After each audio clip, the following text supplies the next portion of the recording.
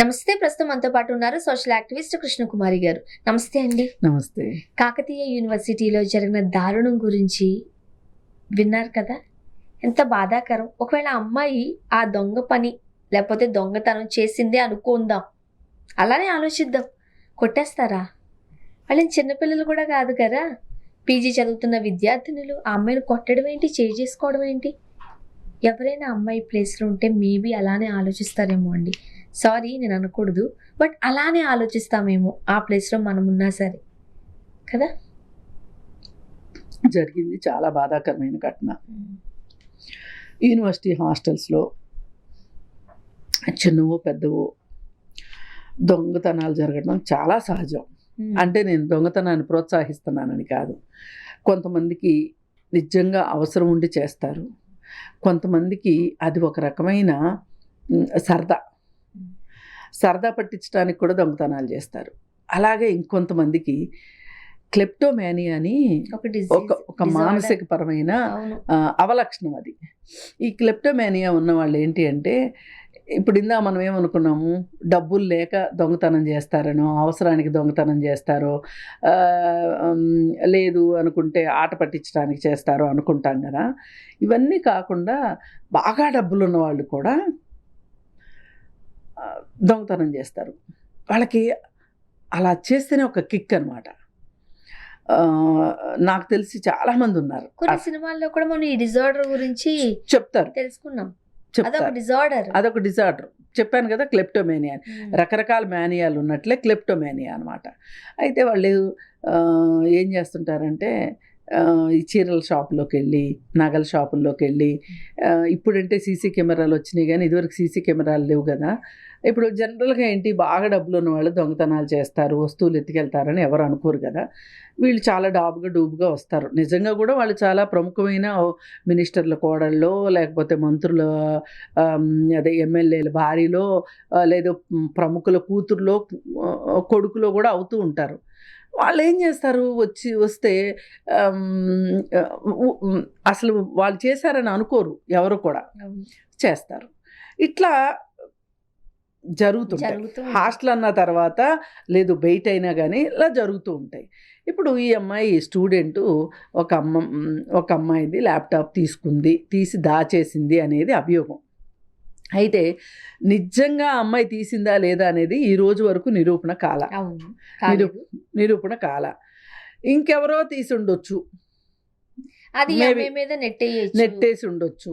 మరి వీళ్ళు పోలీస్ స్టేషన్లో కూడా కంప్లైంట్ ఇచ్చారు, పోలీసులు కూడా కౌన్సిలింగ్ ఇచ్చి పంపించారు. వచ్చిన తర్వాత ఆ అమ్మాయిని కొట్టడము, 2 రోజులు రూములో బంధించి ఉంచటము, ఇవన్నీ చాలా నాకేమనిపిస్తున్నాయంటే అనాగరికంగా అనిపిస్తున్నాయి.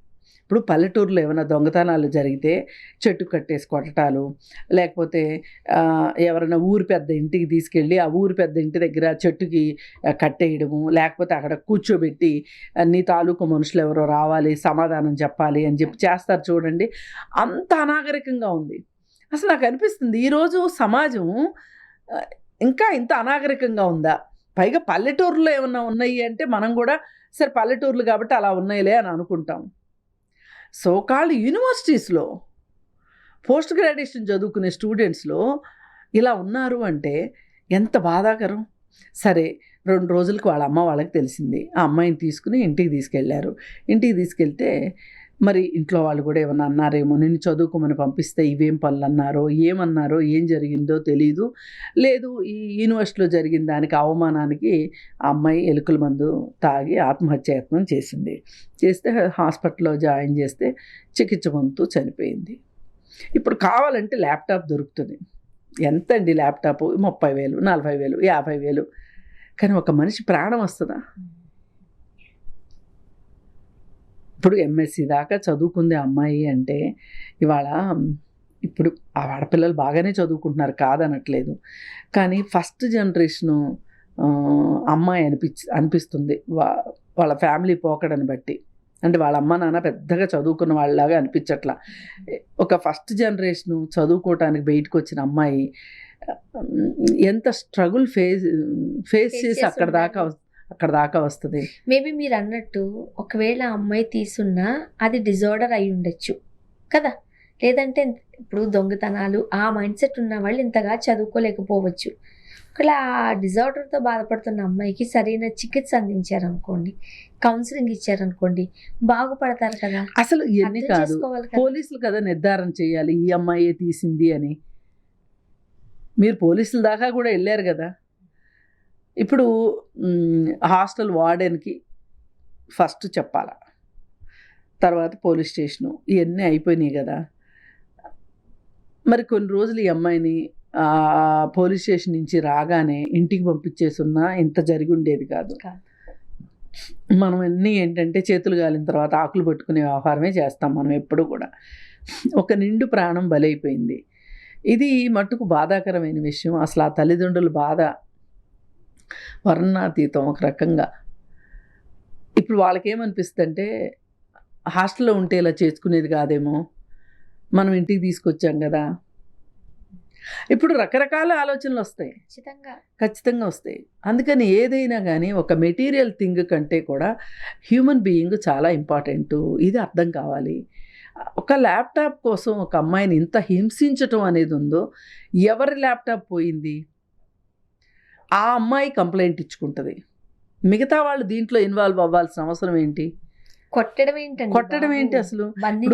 అమ్మాయిని రోడ్డు పైన అప్పుడప్పుడు యాక్సిడెంట్లు జరుగుతూ ఉంటాయి. ఆ యాక్సిడెంట్ కరెక్ట్గా జరిగేటప్పుడు వీళ్ళు చూసి ఉండకపోయినా కానీ టపటపటపా కొట్టేస్తారు. మీకేం తెలుసని కొట్టారు ఎంత చేసి? ఒక్కోసారి సినిమాల్లో చూపిస్తూ ఉంటారు చూడండి, అసలు కింద నుంచి మనుషులు గుమిగూడేసరికి కింద నుంచి తప్పించుకుని పోతాడు, ఇంకోటిని ఎవరినో పట్టుకుని కొడతా ఉంటారు. ఇట్లా ఏ రకంగా చూసినా ఇది ఒక విద్యాలయంలో జరగాల్సిన విషయం కాదు. ఇది ఏమాత్రం సమర్థనీయం కాదు. ఆ తల్లిదండ్రుల కష్టం మరి ఏం చెప్తాం ఆ తల్లిదండ్రులకి? ఇవాళ ఒక రకంగా ఇంత అమానవీయంగా ఉన్న సమాజమే వాళ్ళకి క్షమాపణ చెప్పాలి. అదే ఆ బాధ్యత ఎవరు తీసుకుంటారు? నైతిక బాధ్యత. ఇప్పుడు ఒక రకంగా అనిపిస్తుంది మనం కూడా బాధ్యులమేనేమో అందులో. అదే కదా. ఇప్పుడు చదువుకున్న పిల్లలు ఏం నేర్చుకుంటున్నారు? వాళ్ళకి ఎంత అరాచకత్వం నేర్చుకోవటానికి అసలు కారణం ఏంటి అసలు? అంటే అక్కడికక్కడ ఆ సిచ్యువేషన్లో హీరోలు అయిపోదాం అనుకుంటున్నారా? అంటే మేమేదో బాగా చేసేసాము, యాక్టివ్ పార్టిసిపేషన్ అనుకుంటున్నారా? ఏమనుకుంటున్నారు అనేది ఒక్క నిమిషమైనా ఒక పని చేయబోయే ముందు ఆలోచించాల్సిన అవసరం ఉంది.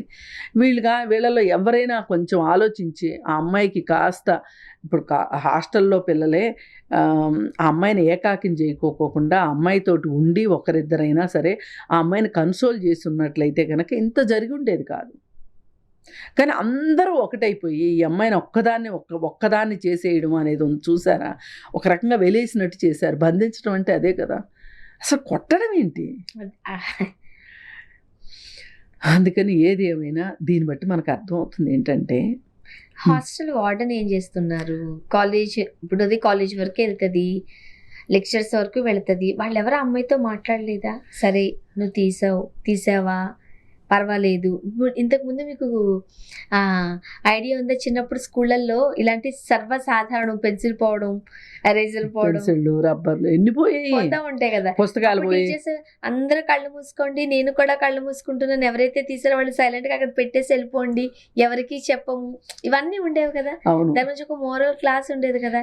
చిన్నపిల్లలకి ఇంత జాగ్రత్తగా విద్యాబుద్ధులు నేర్పిస్తూ ఉంటే పీజీ స్టూడెంట్స్ కి ఏమైంది? అసలు ఇప్పుడు ఆ టైప్ ఆఫ్ అటెన్షన్ ఇచ్చే ఉద్దేశమే లేదు. ఎవరైతే అక్కడ ఒక రెస్పాన్సిబుల్ పర్సన్ ఉన్నారో, ఇప్పుడు మీకు వచ్చిన ఐడియా వాళ్ళకి రావాలి, లెక్క ప్రకారం ఏదో ఒకటి చెయ్యాలి. అంతేగాని ఇలా కొట్టి వాళ్ళని బంధించి వాళ్ళని హింసించటం అనేది ఉంది. హ్యూమిలియేషన్ ఇది.